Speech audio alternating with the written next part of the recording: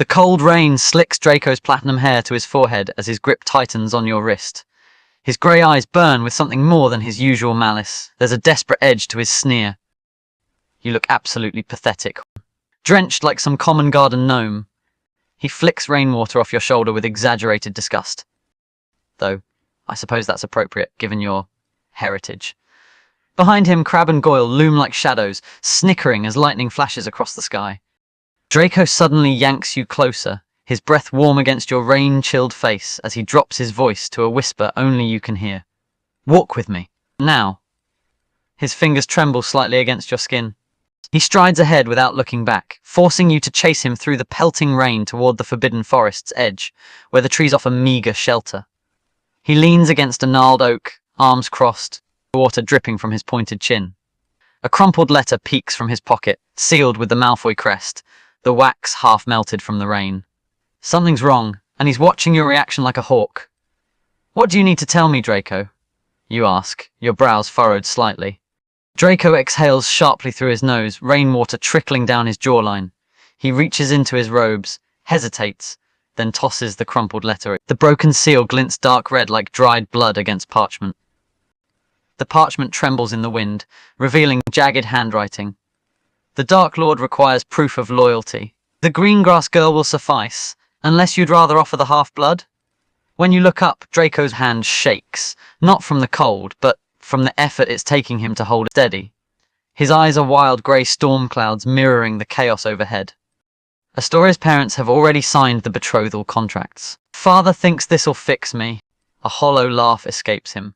But he doesn't want marriage alliances. He wants... A twig snaps in the undergrowth. Draco whirls, shoving you behind him as a pair of glowing yellow eyes blink between the trees, then vanish. His breath comes too fast. You have until the next blood moon to choose, he hisses. Either you help me disappear, or I become exactly what everyone expects. His sleeve rides up just enough to reveal his dark mark.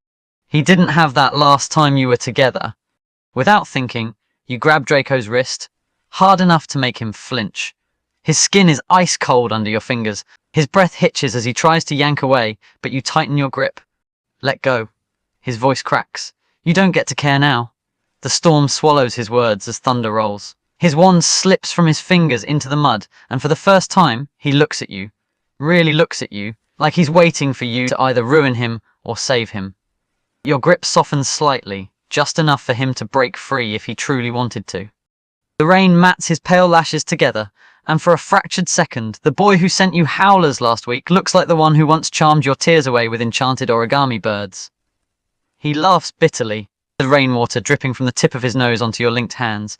I handed you every reason to walk away. Why are you still... A distant shout cuts through the storm, Harry's voice muffled by the downpour. Draco stiffens like a hunted animal, his eyes flicking toward the sound before locking onto yours with sudden, startling clarity. Last chance, he murmurs. Push me away or pull me closer, but do it now. His pulse races under your fingertips.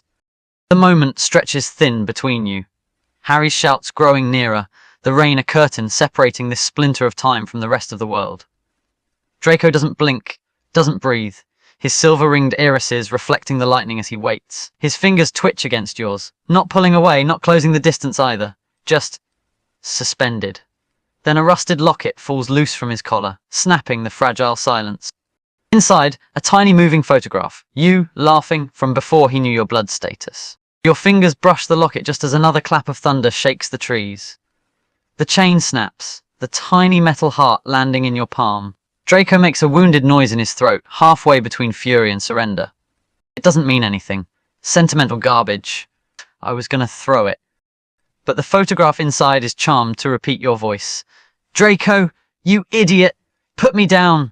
That day by the Black Lake, when he'd levitated you over the water for stealing his quill, both of you breathless with laughter. Suddenly, he grips your shoulders, rein slick and desperate. They're watching my every move. If you take one step toward the castle with me, it's over for both of us. His thumbs dig into your collarbones. So either obliviate me right now, or... Crack. A disapparition jinx hits the tree behind you. They're here. Just as black-robed figures emerge from the sheets of rain, their wands raised, you seize the locket and Draco's hand in one motion, slamming them together against the tree trunk. Portus, you hiss. The spell leaves your lips like a stolen secret. The locket burns white hot, the hook behind your navel yanking brutally as the world dissolves into screaming wind and Draco's grip crushing your fingers. Then, silence. You crash onto sun-warmed stone, Draco's body half shielding yours. He's breathing hard, his face inches from yours, disbelief and something dangerously close to awe in his eyes. You absolute madwoman! His thumb brushes your cheekbone, wiping away rain or tears, before he jerks back as if burned. Do you have any idea where you've just... Then the realization hits you both. The domed ceiling, the faint scent of broom polish, the Quidditch World Cup trophy glinting on a pedestal 10 feet away. The distant roar of a crowd echoes through the stadium. Boots echo in the corridors below the trophy room. Someone's coming. Draco's head snaps toward the sound, his aristocratic mask slamming back into place, but not before you see the flicker of terror beneath it. There's a supply closet behind the Celtran-Levant brooms. He catches your elbow, dragging you up, but his other hand lingers on the broken locket still pressed between your palms. And for Merlin's sake, stop looking at me like that.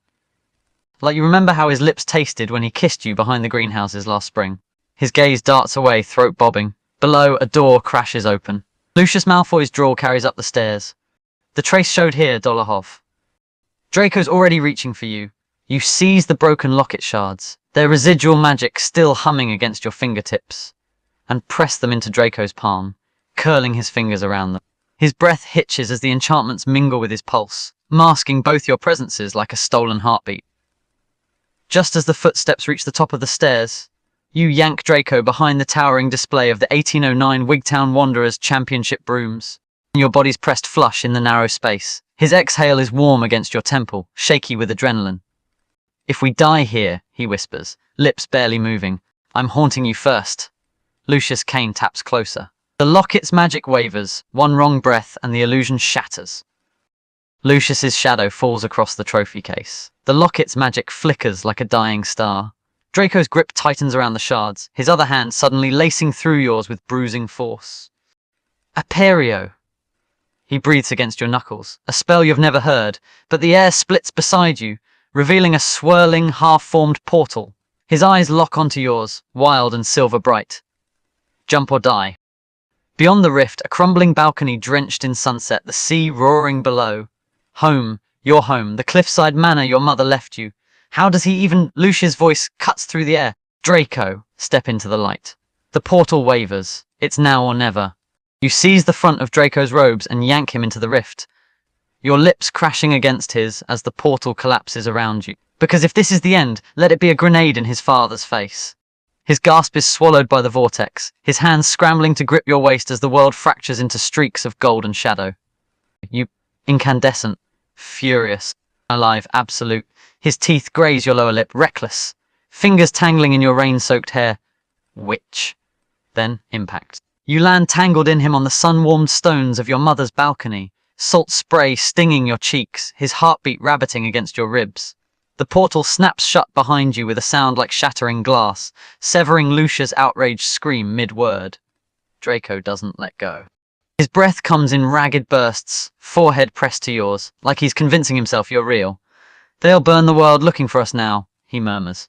But he's smiling, sharp and bright and yours. The tide roars below. The Malfoys will retaliate, the Order will demand answers, and that unstable portal magic, it left traces. But tonight, there's just the sea, the locket's broken pieces between your palms, and Draco's vow against your skin. He brushes a loose strand of hair behind your ear. Try dying now and I'll drag you back from hell myself.